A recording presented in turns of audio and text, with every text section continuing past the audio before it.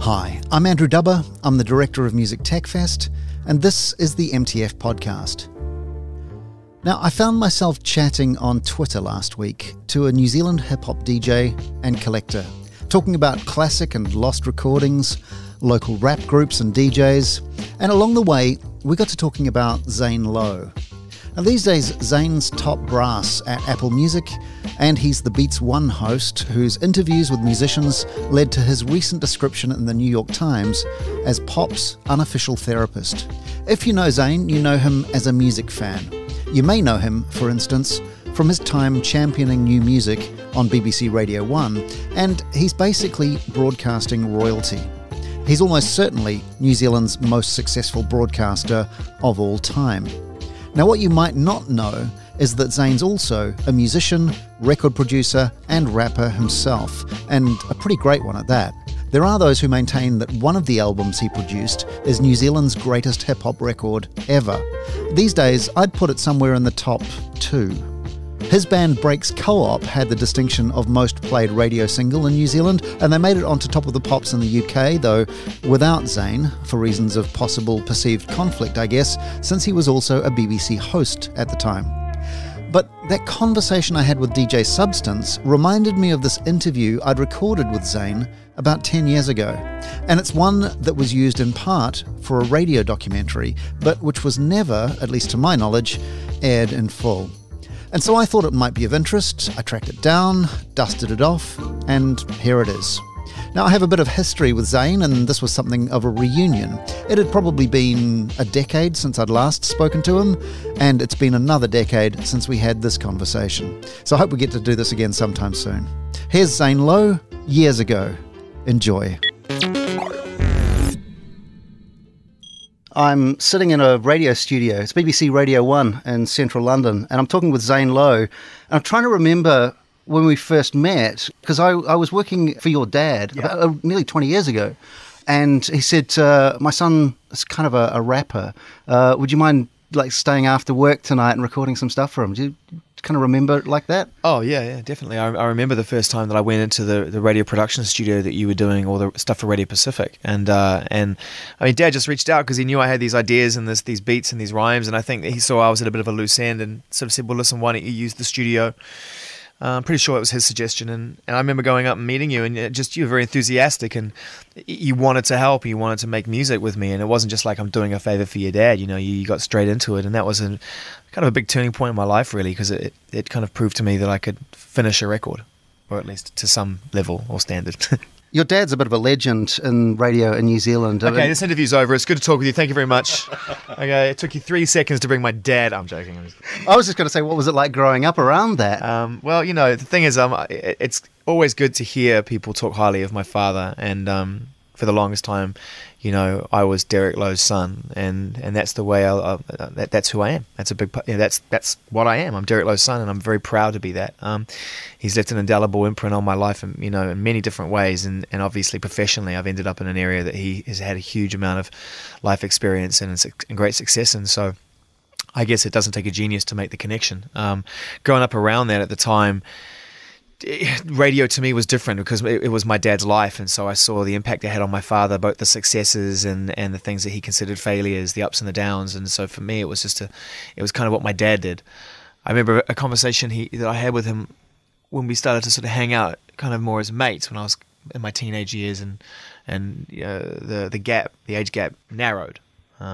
Beer, basically. So we started drinking beer together, and he said to me, do you ever see yourself in radio? And I said flat out no. It wasn't for me. I wanted to be a musician. I wanted to be a record producer. I wanted to make the songs that ended up getting played on radio, and I didn't want to follow in my dad's footsteps, as is the term.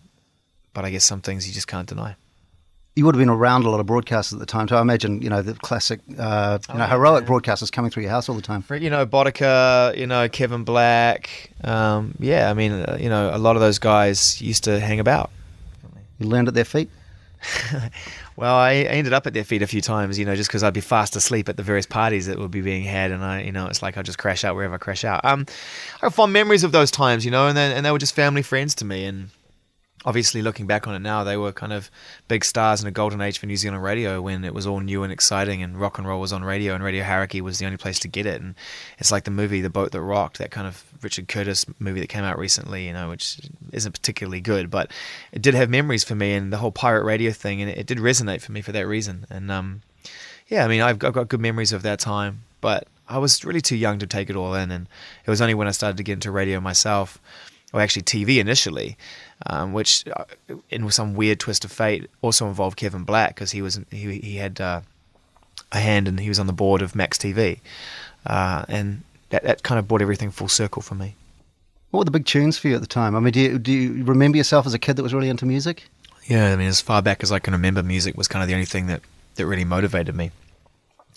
You know, I was really into sports, and I went through a football phase and basketball phase and all these sort of things, but for me, it's always been music. It's always been my number one passion outside of family and friendship. And, you know, I think for me growing up, I think this, as the story goes, and I don't really remember this, or I kind of do vaguely remember it, you know, being in a situation, I vaguely remember it, being in a, you know, with my cousin Garth and listening to Deep Purple. And that's kind of one of my earliest memories, was listening to Smoke on the Water with my cousin. And so, you know, music's always been a massive part of my life, and there's songs that could soundtrack my entire life. How long you got?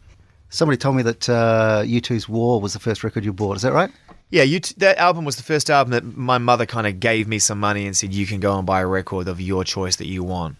You can get a tape. And that was what I chose. And I don't know. I can't remember if maybe it was New Year's Day. I can't remember what was on the record. I think New Year's Day is on that record. I mean, there were songs that I remember hearing on the radio at the time that probably propelled me to do that. But U2 were definitely one of the first bands that I ever really fell in love with. And yet, when you hear you talking to Bono now, it's like your old mates. I sort of feel, what's that like, actually, kind of like these formative experiences becoming kind of part of your daily life? It has its weird moments, you know. I mean, there are times when there's a fan of a band for that length of time and you find yourself in a situation where, as you sort of put it, you have some kind of relationship with members of that band, and there's a recognition there. It's fulfilling, it's rewarding, it's good, you know. It's nice to know that you can meet your heroes and they don't disappoint you, first and foremost. And it also, I guess, in a way, if you want to look at it a little deeper, it just, I think everything that you do in life informs something. You're sort of building your journey as you're going, and that seems like an obvious thing to say, but I mean with advanced knowledge, you know, it's like you're doing things that you don't see any impact for years to come, maybe decades. And I guess that the wheels were set in motion for all of that when I bought their tape, you know, in a strange way. So it's nice. And I've had that with people like Eddie Vedder and people who have had huge impact on my life, and to be in a situation whereby I'm talking about our kids and, you know, what's going on, just life with this guy is, I mean, that's, yeah, you pinch yourself. We've got to talk about hip-hop. Yeah. There's a story I heard. I did some work with Mike de Clive Lowe a long while back, and you guys went to school together, and I hear stories about you guys kind of tape battles. Yeah. Well, yeah, that's true. I mean, Mark was the only guy in school that was making music anywhere near the kind of interest that I had. Mark's interests at the time sort of lent more towards New Jack Swing, and he was kind of doing the semi-MCs. He's very much in the R&B pop world. Very, very good.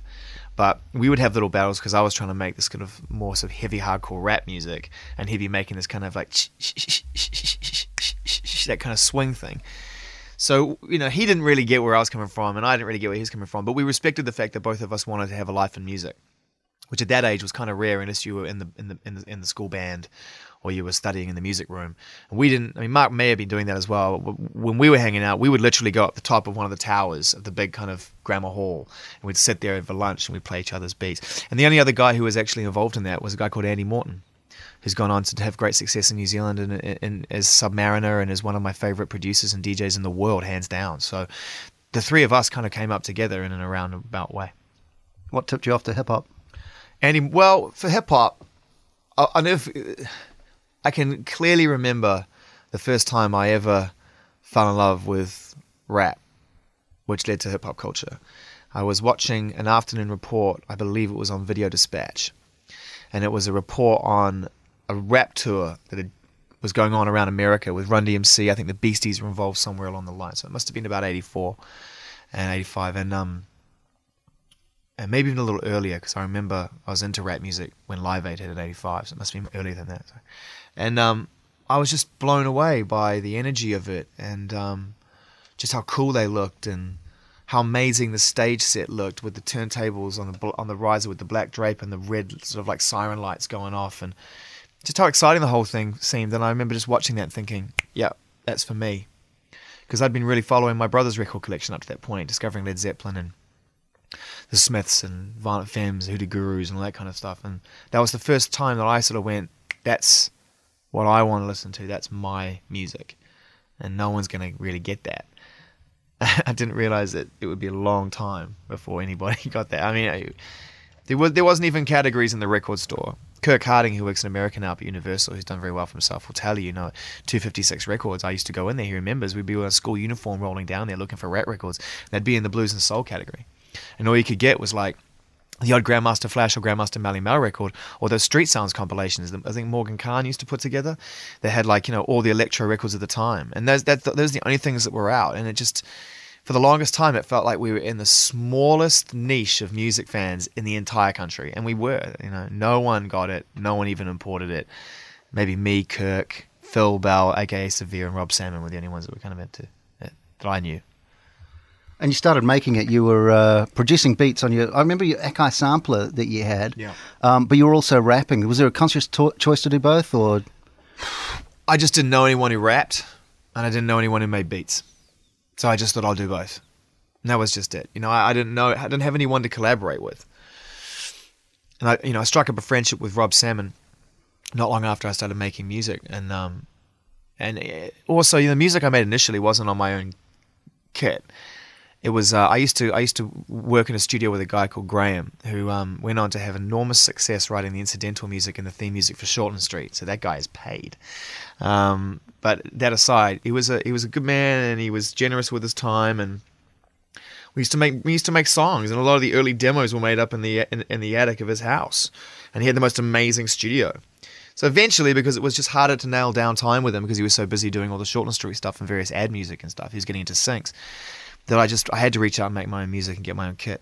And so that's how I sort of ended up making my own studio and taking it really seriously. Because I would just kind of direct. I'd bring in loops and samples and go, loop that, try that, do this, offer a little bit here and there, and we collaborate, and we'd end up with something that was good. And it was only until I started making it in my own bedroom that I really started to kind of, I suppose, develop my skills as a producer. Before that, I was very much about the rapping. I remember a lot of sample-based stuff that you were doing at the time, and actually I heard a Next Man track this morning that samples the meters, and I remember you getting into the meters and stuff, but there was also a Doobie Brothers track that I remember you put together, and you had difficulty with that. Well, it was the weirdest thing, because we were on a label called Deep Grooves at the time, and they wanted like a follow-up to the Flint and the Flame song that we'd done, which had kind of, I don't know, gone in at number 56 with a bullet or something. So they wanted like a big smash hit, and we were just mucking around at Graham's place with I think it was at Graham's house with that one, and with the What a Fool Believe sample. And it was the easiest thing to put together, and everyone we played it to was like, that is a smash hit, like a number one smash hit. And then came the wrestling between me and Ollie and Rob, and Ollie was the other rapper in the band, as to whether or not we wanted to do it, what it would mean to us. Because we took, and still do, take rap very seriously and hip-hop culture very seriously, and success was nice if it came, but we were very much about making the most exciting sounding rap music, and really following up our heroes at the time, which were like P-Rock and CL Smooth, leaders of the new school, Tribe Called Quest, De La Soul, Eric B. and Rakim, Public Enemy. These were the bands that we wanted to sound like and be as good as. And so we had this Doobie Brothers sample, which didn't really fit into any of that. And we recorded a demo version of it up at the School of Audio Engineering as like an exercise one night for Rob's course he was doing up there, and everyone loved it. So we're like, cool, we're sitting on this huge record, that's awesome. And we signed off on it as a band and went, yeah, let's just do it. And then they came back and were like, look, we've got real problems with the sample. And I just remember sitting there thinking in this meeting, like, it's New Zealand, man. Like, who gives a fuck? Like, who cares? Like, are the Doobie Brothers really going to bust our ass over putting that out in New Zealand? Like, what, we sell like 5,000 copies and have a number one for 2 weeks, and we get on like ready to roll. Like, who gives a shit? And they bottled it. The label bottled it, and that's when I knew, like, this is fucked. Like, so what? and nothing would have happened. But in a way, it was a total blessing, because I don't know if we would have actually gone on to make albums and tour like we did if we'd put that record out, because songs like that can kill you as an artist. You get known for that one song, you try to come out with something different. And we were called Leaders of Style at the time, so that's when we decided to change our name. That was the kind of turning point for us to go, you know what, we're not this kind of band that's going to do, have dancers up there and all that stuff. We want to be MCs and the DJ, and we want to go hard. And so we changed it to Urban Disturbance. What were you most proud of at the time? I like the whole album. I mean, at that time, the song I was most proud of was the second song on the EP, on the No Flint No Flame EP, which was I can't remember the name of it now. Pop You and Jet Without a Getaway Car. It was I don't know. It was the beat that got Damn Native involved with me in the first place. He loved that beat, and that's why I ended up sort of producing a lot of his debut record. I love that song, but I'm proud of the whole album. I mean, I think 37 Degrees Latitude still stands up for me in terms of some of the production of its time, the use of the samples, some of the ideas, like the song Love, which went kind of in all sorts of different time signatures, which was inspired by a documentary I saw about the Beatles one Sunday, and then went upstairs and said, why can't you do that with rap? And the rhymes are really good, and there's moments that date, but overall I think the whole record, I mean, the only thing I would say is I would love to do another mix of it, and that's no disrespect to Chris Sinclair, who did an incredible job on that album. Maybe it just takes another master, but I'd love to make it all sound a little more vibrant, but God, no one's got time for that. I got in touch with Simon Gregg, sort of looking for information, particularly around the sort of the Freebase Cause Celeb time, and he didn't have any recordings that he could dig out of his boxes. Thank God for that. But apparently there's a photo of you working the lights at the box. Well, that's how I got in. I mean, the thing is that we were underage or near enough, and Rob was such a good DJ that they agreed to let him do the first slot before John Davis or Roger or whoever was DJing. They would let Rob do the first hour or hour and a half, because he was so good and they recognized his talent. And my in was that I would go and do lights for Rob, and then inevitably do them for the night because, someone couldn't come in or whatever. And that's how I kind of got into that club. I mean, the whole box era, the Cause Celeb era, whether we were doing the Freebase thing in Cause Celeb or, we did like a show down there as Urban or Leaders of Style, back in the day. I mean, it was our clubbing. It was our time. It was our club. It was our era. It was our generation. It's where all our favourite DJs used to play, whether it was Manuel or Rob or whatever. Either that or down at Debrett's at the Shoreline Bar. That's where we heard the best records. That's where we had the best time. And, I think everyone, if they're social and they like music and they like going out and doing both together, then, you have that club or that bar that is that moment in your life. And High Street, those were the places to go. What was Freebase? Well, that was Benny Harrop and Nathan Haynes, Joel Haynes, and a bunch of characters all coming together in basically what was effectively an acid funk jazz band that wasn't as bad as that sounds. They were really good, and they used to really try things out, and they were, pretty hardy souls, kind of real warriors for music, all characters in their own right, just real kind of ragtag bunch of dudes. And somehow I ended up doing some freestyling for them for a while, and then Ollie came and took my gig, and then we would split our time between each other, and they'd use Ollie sometimes, he'd use me sometimes, and it was fun at the time, and they put like a few things out here and there, probably some tapes floating around somewhere. It was cool. For us, it was just a way to stay sharp and earn a bit of cash. It's like, cool, I can rap, I'm a rapper, I'm not recording, I'm not on tour, I need some pocket money, I'll go jump down to Brett's, jump down Cause Celeb, get on a couple of sessions with Freebase, make a bit of dough, happy days. Because people now talk about that time like that was a movement, like jazz and hip-hop coming together in Auckland. That was kind of a revolution for a lot of people. It was a bowel movement at times, but there were definitely some good jams that came out of that, some good times, some good moments. I think there's a song called Diamond in the Rough, had this weird build that sort of went dun dun dun dun dun dun, I'm a diamond, and the way it would jump in, I'd have to count every time before it came in, because it was like it was Ben and Nathan's their private joke that they would have an 8.5 count or like a 7.5 count, so we'd go 1 2 3 4 5 6 7, I'm a diamond and it would come in half. It was I can't even do it to this day, but they used to think it was hilarious. It was just a private joke for them to see if I'd mess it up. The whole thing at that time is it's good to hear that people have this fond memory of it, and maybe it influenced some people. I've never met anyone, but we were just having a laugh. I mean, we were just having a laugh. I mean, rehearsals were just non-existent. Was it around about that time you kind of got... That's not true. There were rehearsals, but they would descend into chaos within about 10 minutes from memory. Was it about that time you hooked up with Manuel Bundy? No, I know Manuel a lot longer before that. I met Manuel through Rob. Manuel has been part of Rob's family for a long, long time. And, I mean, what can I say about Manuel? And the guy is probably the single most important musical influence on my life at a crucial point when I needed somebody to look up to, someone who understood my interests and me and Rob's interests and what we were into, someone who we respected. Wasn't a peer, he was more of a big brother, and guided us, got us into the Brett's, got me, kneeling down, rapping behind, because he knew no one would take me seriously if I stood behind the decks, because I just didn't look like a rapper that was around at the time. But he still put me on the mic and kneeled down, and he's the one who said, do it not because I'm embarrassed or anything, but do it because you'll then get an honest reaction. He's just a remarkably smart guy, and he's without a doubt one of the most musically talented people I've ever had the pleasure of working with or knowing. And I don't say that lightly, because I've been doing this a long time. So, he's a natural ability, and in music, it's his God's gift, apart from just being a really decent bloke. Massive influence on me, and to this day, I shudder to think how many records I borrowed in inverted commas of his and never gave back. So on the record, I'm sorry, Manuel. I probably owe you a few $100s somewhere online. The Damn Native record gets acclaim as New Zealand's best hip hop record. Still.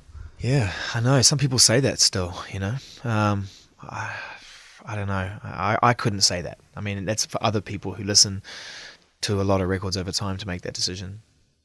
It's certainly the record I think I did the best work on as a rap producer. It was a really magic time, because you had Danny, who was this kind of and I mean this in a creative sense as well as in a stylistic sense, this unkept kind of talent. He just rolled in, just rude boy, And when he opened his mouth and he rapped, it wasn't so much what he was saying, because that was obviously well ahead of its time and crucial. But what really got me immediately was how he did it. He had just... Anyone who produces rare records will tell you that what you're really looking for isn't just rhyme skill and ability, because anyone can put a rhyme together and make it clever. It's that kind of almost indefinable quality in the voice that makes you want to listen to that person. Biggie Smalls had it. Tupac had it. Jay-Z has it. Nas has it. Snoop has it. M has it. The great, Roots Maneuver has it. The greats, when they get on the mic, whether it's Dizzy or whatever, and they rap, you want to listen to what they're saying. Danny has that. When he opens his mouth, he had this kind of almost kind of sing-songy menace to him, where he would sort of sing various parts of it, but he'd be saying the heaviest stuff. So he'd lull you in with these little pop hooks, very clever, but he'd be saying this crazy, stuff that he was very passionate about. So I recognized it, pushed him really hard to make an album. We had a few blips along the way, a few credit issues along the way, which got resolved with some, straight up talk, which is the only way we could handle it, because there was no business involved at the time. There was no money being made. And we got down to business. And it was such hard work, and it was just sleepless nights and constant 24-hour days, and absolute massive respect to Chris Sinclair, who was the engineer I worked with throughout all the New Zealand era of making music. That guy's a fantastic guy and great engineer, and I've never ever seen him work so hard, as we all did. And in the end, I think the record stands up for that, because of what Danny brought, what his crew brought, what we all brought. It was just this labour of love to try and make this timeless New Zealand rap record that we just felt hadn't been, no disrespect, just felt like it hadn't been done before. Not to a level, that we wanted to hear. And I'm glad people still feel that way. I'm really proud of that album, and I'm proud of Andy's contributions and Hamish's contributions. It just felt like it was a good moment, and people like Scribe, P Money, they say good things. Listening to the production on that record, do you think some of the jazz snuck in? Oh yeah, definitely. But it wasn't because of Freebase or any of that. It's because of Tribe Called Quest. Because what Quest proved is that you can make jazz sound heavy and gangster and just tough, and not make it sound like all twee and. Don't get me wrong, I love Diggable Planets, but, on that first Diggable Planets album, not so much the second one, they went heavier on that. On the first Diggable Planets album, it was all very kind of very floaty. And what I wanted to do is, I mean, the thing about the jazz records as well is you can manipulate them much easier because there was a lot of separates on there. With funk records, everything's kind of mixed and mastered and it's all there, so you're taking it lock stock. With jazz, you get double bass sounds on their own, you get horn sounds on their own, you get drums on their own, which when you know, at that point when we were all learning how to kind of make beats out of separates, that was the gold mine. No one had really hit them up just yet, so there was just this endless amount of breaks around that you could just tap into, and we worked out by sometime after the Doobie Brothers fiasco that you could just sample whatever you wanted because no one's going to mess with you in New Zealand, and if you have huge success and somehow it gets picked up, well, you cross that bridge when you come to it. So we just went for it, and just made whatever we wanted to make, and at last we had the technology to do it to a standard, and we just had fun. We just had fun just sort of going through and ripping these records and trying to make them sound fresh. Where did breakscope come from originally? Breakscope was a reaction to the hiatus, the indefinite hiatus, which continues for Urban Disturbance, where we just decided to take a break. We kind of demoed a lot of the second record, and we really liked it, but we just decided for one reason or another we needed to go and pursue our own things for a while. Ollie wanted to go and kind of get stuck into advertising and try something else and be creative in other fields, and I wasn't mad about that. I had a whole lot of beats I'd been making that didn't seem to suit an Urban Disturbance thing, and Shadow was just coming out, Mowax was happening, DJ Crush, a lot of instrumental hip-hop was happening. I thought, well, I'll try my hand at that. I can make beats, and it might be nice to not have to deal with rap and all that sort of stuff. So I just went ahead and did that, spoke to Kane, said, look, I'm off, I'm going traveling for a while. I don't know how long I'm going to be. I've really got nothing to do. I'm bored out of my brain. And he's like, cool, I'll just book you some studio time. You can take a storeroom over there and make this, make your beats there because I don't have a place to put my studio. Started making this record, finishing off these beats. Then Hamish got involved. Quite early on, and he just said, look, I'm coming to Auckland to hang out, I'm going to go traveling as well, why don't we meet in the UK, why don't we spend the next 6 weeks making this record? I said, cool, sounds fun. He came up, we set the studio up in a place up in his parents' spot in Parnell overlooking the harbour, which was amazing. That's where the title Roofers came from, because we were sitting out on the balcony one time just looking at all the roofs that were below us and just thought, that's kind of would be a nice way to live your life, wouldn't it? Just going from roof to roof and just watching the world from on high. And we just made this record, and again, it was one of those magic moments where we did it once we had the basic beats done, that we'd work on during the day on these beats, get them to a standard, go in that night, record whatever we wanted to do, embellish them musically or vocally with Chris again, and kind of ideally mix them that day. So really it only took a couple of weeks, and that record was done. Great moments making that. Sound of Vice was just one of the great creative moments in my life, watching that come together, watching Haim kind of just own that track. And that record was done, and then just kind of literally finished the artwork, signed off on it, and I think 48 hours later I was on a plane with my life traveling, and that was the big departure. And I forgot about it, and then it came out, as records do. Deep Groove's true to their word, they put it out, did what it did, didn't really hear much about it, and then again over time it sort of took on this life of its own, and the few people that bought it told a few more people that bought it. It started to steady do its job, and it just kind of became a record that people would talk about when I'd go home. They wouldn't sort of say, how's MTV or whatever. They'd go, hey, when's the next breakscope record? I sort of go, what? Are you serious? They go, yeah, we love that album. And I think, strangest thing to not have been a part of the life of that record. It's kind of had a life of its own, and that's how breakscope came about. There's a few other things going on. I would sort of almost do a chronology, but there's other stuff that sort of throw themselves in there. One is broadcasting school that you went to for a little while, and one is Max TV. And I'm trying to get the sense of what order things happened, the travel, the study, what was the story with that? That's easy. What happened was I was at a loose end after school, was making beats, in the Urban Disturbance sort of era, wasn't making any living, working in bars, was doing all right, but didn't really do anything at that point. Decided that I needed to go and do the education thing for lack of anything else to do. University wasn't working out for me. Went to the Auckland Institute of Technology, I guess it's called, or Technological Institute. They were quite precise about that.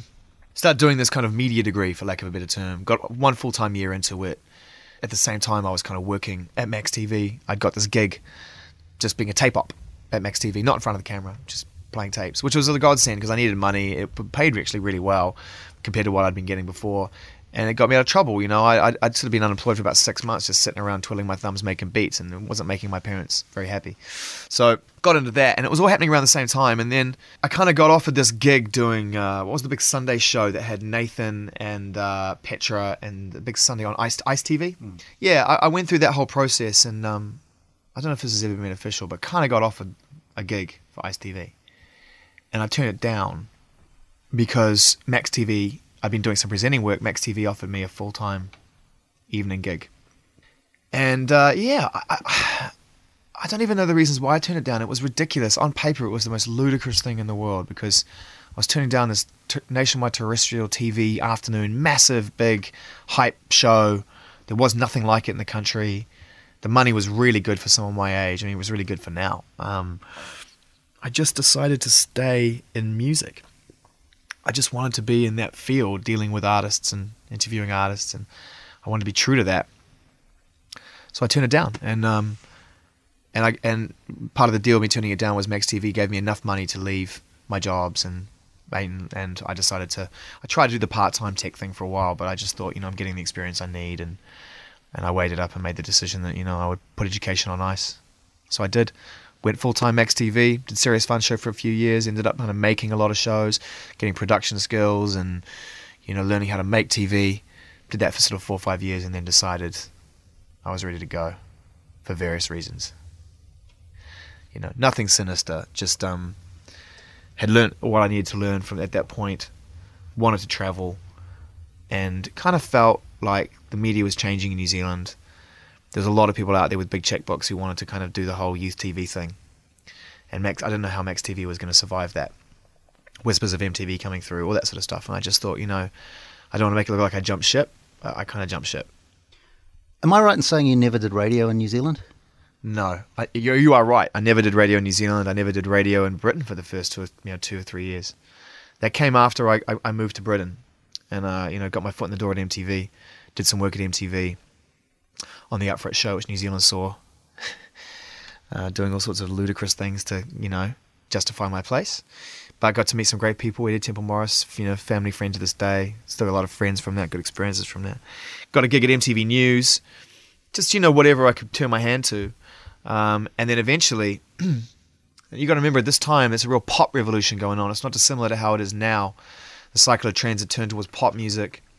There really wasn't anything resembling good music on radio or television, en masse.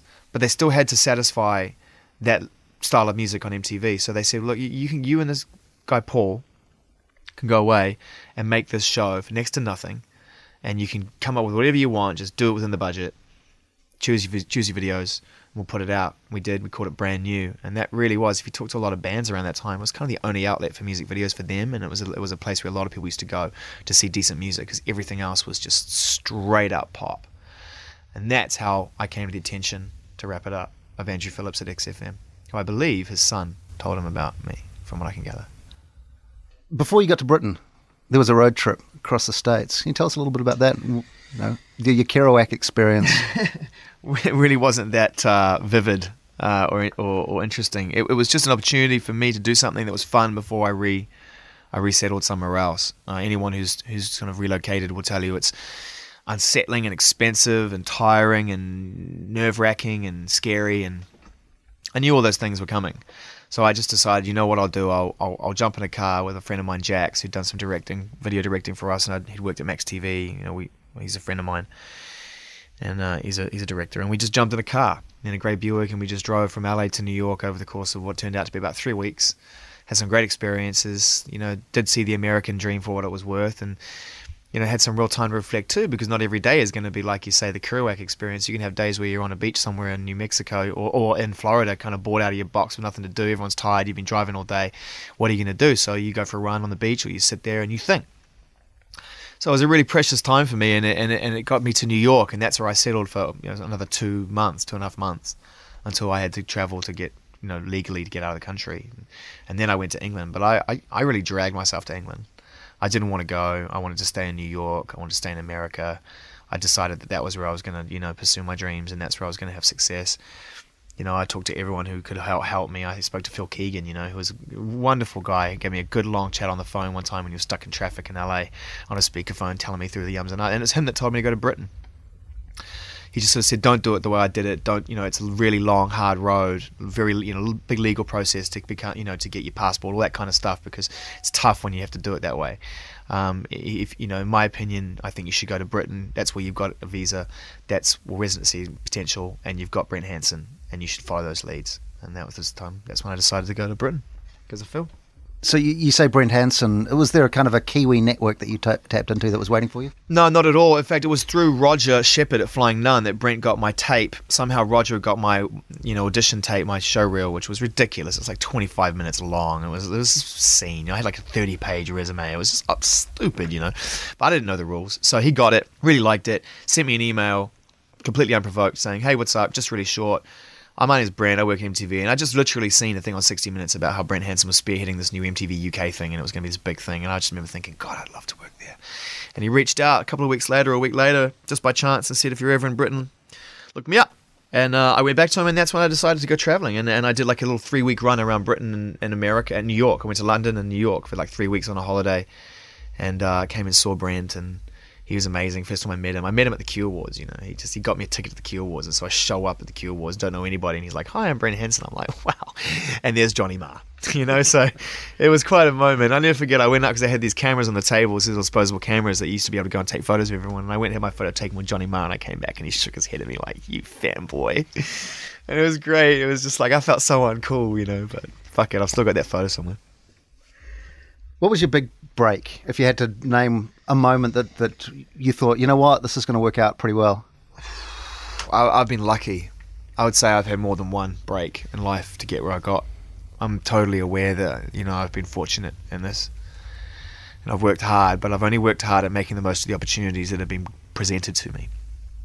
In terms of creating my own opportunities, I think that's something that personally I've done later in life when I've been able to build on what I've already got. But early on, the Wrightsons getting me into Max TV was a huge moment, and I'll always be grateful to Daniel and Katie and Dale and the whole family for getting me in, from there Brent Hansen, from there Christine Bohr at MTV and Eddie Temple Morris and a guy called Jim Parsons who convinced them, the big boss man at the time to let me fill in for Eddie for 2 weeks and at Up for It in the afternoon. I mean, I had no experience in Britain. There was no reason for them to say yes to that. But they did, and that was huge. Andrew Phillips, anyone who's taken me on and employed me has kind of gone beyond the process of, I've always felt, of just employing me, and they've really believed in me, and they've continually given me a platform to do what I love to do, and I'm really grateful for that. But I would say really the crucial moment as to why we're here right now having this conversation, is probably, the Max TV thing. I mean, that really was the start of it all. Before that, I was a struggling rap producer, making rap records, loving it, but working in bars, doing a degree I wasn't 100%, into. I thought don't get me wrong, I thought the criteria was great, awesome format, lots to learn, but I was just done with education at that point. I wanted to get out there. Max gave me that chance, and there's people here at Radio 1, I'm grateful to as well. Joe Harland and Reese Hughes, Andy Parfitt, really lucky, man. I genuinely feel fortunate to be able to talk about music and immerse myself in something I'm into deeply, and I don't want it to end. I want to just keep doing it. I love it. It sounds like that's kind of the summary of what you do. Is you're a music fan who gets to enthuse about it. In a nutshell, yeah.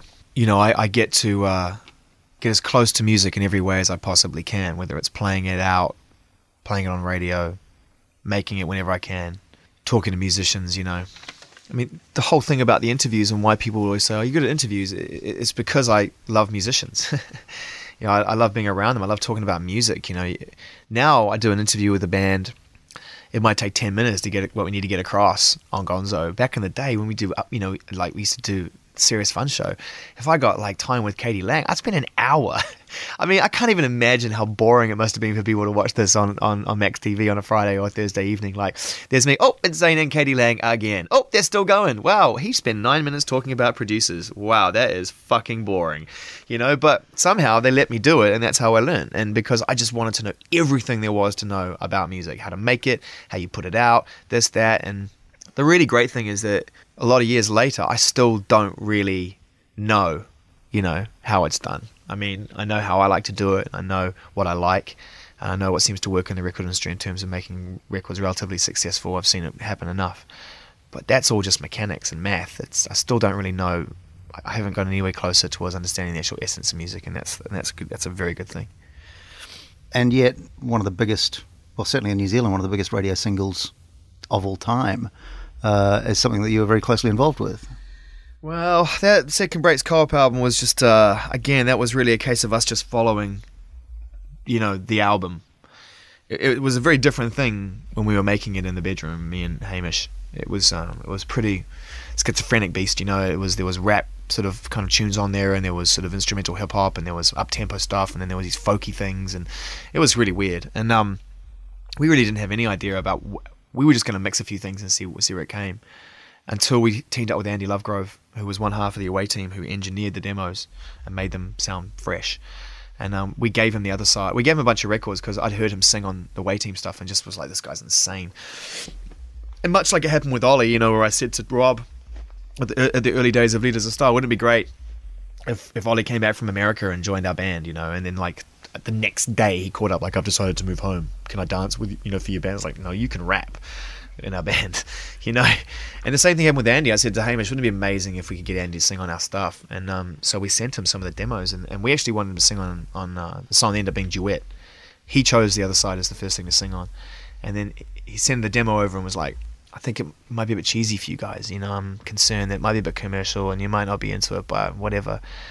And I was like, no, cheesy's good, let's just check it out, it's fine.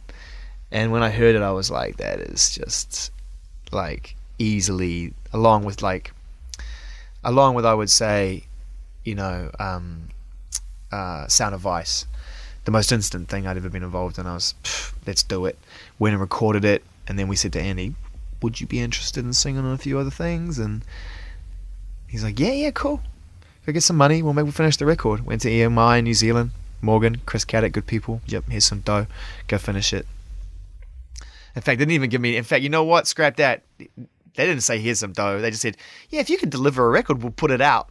So I self-financed the whole record. I paid for all that, and it was the best investment probably one of the best investments I've ever made. When that record came out in the UK, I was already living here, and I went and saw Breaks Co-op live. And the one thing that really stood out to me is you weren't in the room. Was it weird for you to sort of be in a position where you could actually promote the hell out of a record that you were involved in, and was there a conscious decision not to do that? Yes is the short answer to those questions. I mean, it was weird. It was a conscious decision at the time, and I sort of regret it now, in a way, because I sort of feel like we did all this work on the record and then I kind of walked away. But it was partly because I couldn't logistically do it because of my jobs here, and then the record got picked up internationally, and there was talk, okay, can you tour in Britain? Parlophone are going to put it out, la la la. We just decided as a group that there was. Well, I decided. The guys will probably say they never agreed to it, but they didn't. But I thought that it would just be distraction to have me on a record like this and touring it.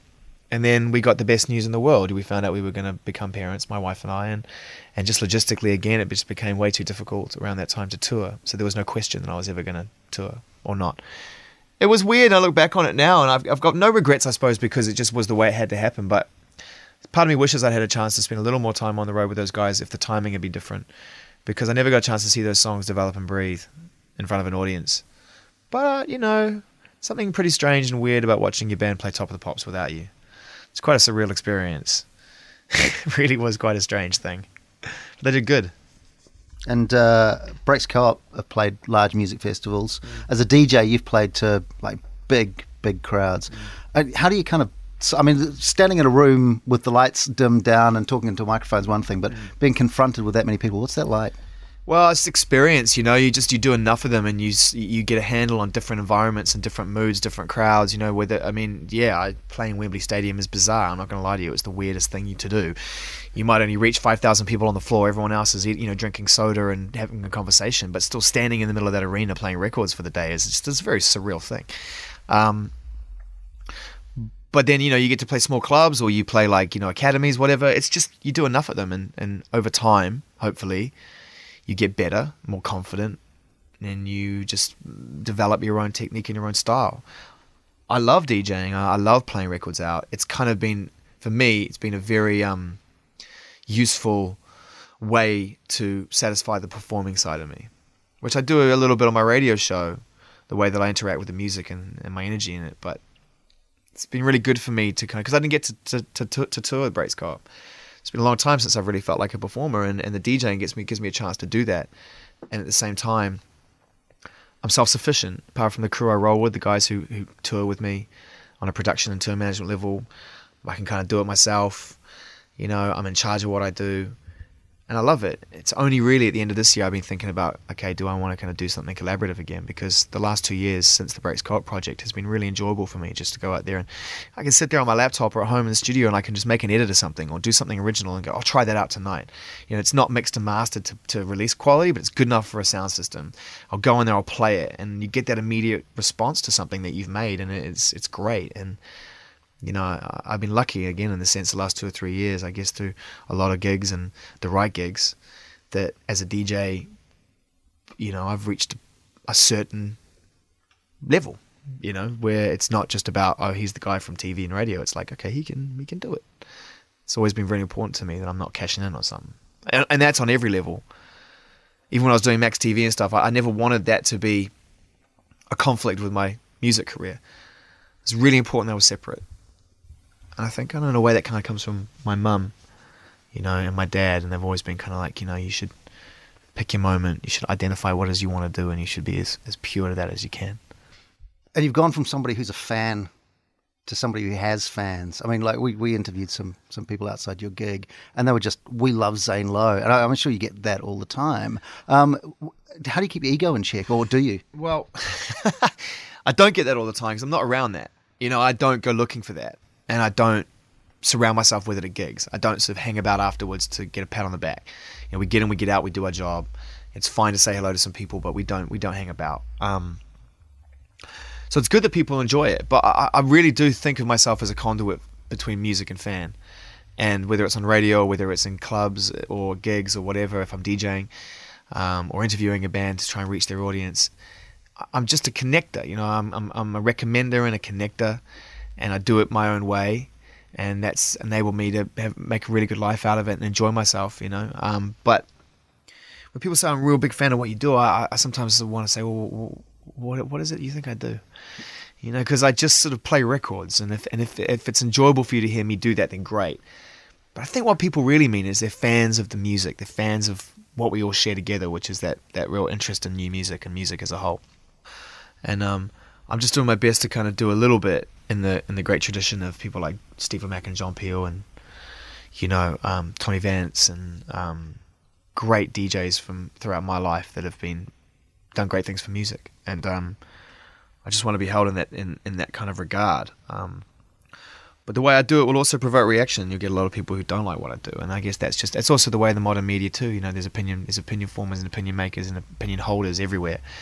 So if you immerse yourself too much in what people say about you, you will go crazy.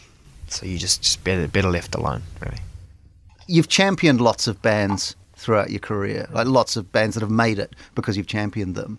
And to an extent, there's a sort of the odd Kiwi ones filtered through. Has that been sort of done deliberately? Is there any kind of championing of your roots? Or honestly, it's never done because of where I'm from. It's never done because I feel I need to give something back. It's done because the music's great. It doesn't mean it doesn't taste sweeter.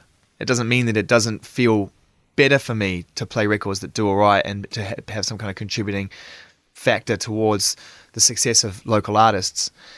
But it's definitely not why I do it. I don't go in with a quota of like, I really want to, you know, it's got to be genuine, decent, and amazing. And, you know, I don't want to ever be in a situation whereby I'm kind of doing it for that, you know, because I'm from somewhere. But it does feel good. It feels good to play a record on radio and, you know, it come from New Zealand and it sounds good next to a record from America or Britain or Europe or Asia or wherever, Africa. Sounds good. You do a thing, hottest record of the week. You got to get a lot of records. How do you choose that? Well, hottest record in the world today was just our way of kind of like putting a stamp on something and putting a record above the others and giving it some kind of platform beyond all the great records that we play. And the way it's worked out is that record is that kind of part of the show is now, you know, it sort of as a feature feeds itself, because if you call something as ridiculous as the hottest record in the world today, we genuinely mean it when we hear it. We're like, that is the biggest record we've got in our set. Then it sort of, as titles go, it demands a certain amount of attention, and that's what the record label and the band and the artists who get, that's what they want. They want to go like, cool, we got that. So everyone wins. We win. The audience win. It's something stands out. It just is it's either the biggest return or the most exciting new record. It's really easy. That decision is really easy. The only tricky thing is if you have a light week and you got to be creative. But that's good too, because we love those weeks, because we get to go, okay, well, we like, Volcano Choir. No one knows them, but the song's so great that it deserves its position. But sometimes you have weeks where you just sport for choice. You get all these big exclusive returns, Foo Fighters here or Prodigy there or whatever, and you're like, cool, excellent. I love being able to play them first. It's not a competition, but it's nice. It's good for the show because we have nothing else. It's not like I'm particularly entertaining, or I'm not a breakfast show host. I'm not the funniest guy in the world by any stretch, and so really music is our currency. And so if we can have these kind of big returns and have worldwide exclusives, it's kind of part of what I think gets people excited about the show. So you're on Radio 1. It's a station designed for 15 to 29-year-olds. You've just turned 36. How much longer are you going to be doing this? It's a really good question. I can't answer it. For me, I get as much enjoyment, and hopefully that comes across, as I did the first day I started. And what I'm trying to do is create an exciting sounding radio show that plays all sorts of different types of music. So as long as we continue to push that excitement through and find the most exciting music, I'd like to think that there's time. But for me, those decisions get made by somebody else normally. And from my point of view, I haven't reached a point where I haven't reached a point where I feel like I know the answer to that question. And I think if I do, before they do, it'll be quick. Because if you're ever lucky enough to get to a situation where you pull time on something that you enjoy before the audience does, or your employer, that is like, that's magic. That's the kind of stuff that preserves it for you and for everybody else. But I can't say that I'm smart enough or confident enough to be able to do that, because I love what I do so much. I might just get pulled in like everybody else and then find out that, time's up before I even saw it coming. All I can do is focus on the show at hand and go on air tonight in half an hour and smash records as fast and as hard as I possibly can and leave people with a sense of enjoyment for new music. And that's all I can focus on, one show at a time. And at the moment, I love working here as much as I did the first day I started. New Zealand's most successful broadcaster ever.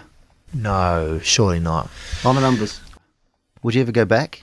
Yeah, of course. Never say never. Never say never. I love New Zealand. It's my home. It's where my family is. It's where a lot of my friends are. A lot of memories there. We very much enjoy going home every year and spending time with friends and family. And our kids love it, But I'm certainly not on the horizon right now. This is our children were born here. They're being raised here. We love Britain. We love London. I love the energy of the place. I love I love the fact that there's music that can be invented here that seems to be able to come from nowhere else, like dubstep or drum and bass or whatever. It just seems to be, this is where the music is made for me. And, I love it. But, man, we're never that far away from home, ever, Finally, given the choice, play records for the rest of your life or make records for the rest of your life? Oh, can I do both? Can I do both? Isn't there time to do both? Maybe there's an answer to your question. Maybe at some point, for whatever reason, I might not be broadcasting as long. I'd like to think that there'll be time for me to go in there and use my experience another way. And maybe there's still time for me to go back and do what I originally wanted to do, which is make records and help people make records. It's kind of, it's part of my future. I'll say that. And it's something that I'm in no hurry to jump into because I'm very happy where I am, but it's certainly something I would like to do. And if I found myself without the best radio show in the world to do, the best slot, the pleasure of doing that, the privilege and honor of being a part of that, then maybe I could spend a little time making some records and contributing in a different way. So both is the answer. That's a younger, but no more or less passionate Zane Lowe, recorded about 10 years ago at a time when we all thought, gosh, hasn't he done well? And of course, since then, well, the link to the New York Times feature article about him is in the show notes. And believe it or not, that timing's a complete coincidence. I saw the article the day after I scheduled this episode. Maybe something about the universe aligning, who knows. But that's the MTF podcast. I'm Dubber. You can find me at Dubber on Twitter. And Music Tech Fest is at Music Tech Fest basically everywhere. The MTF podcast's out every Friday, and you can, of course, share, like, rate, and review, and do subscribe wherever you prefer to listen. Hope you enjoyed. Have a great week, and we'll talk soon. Cheers.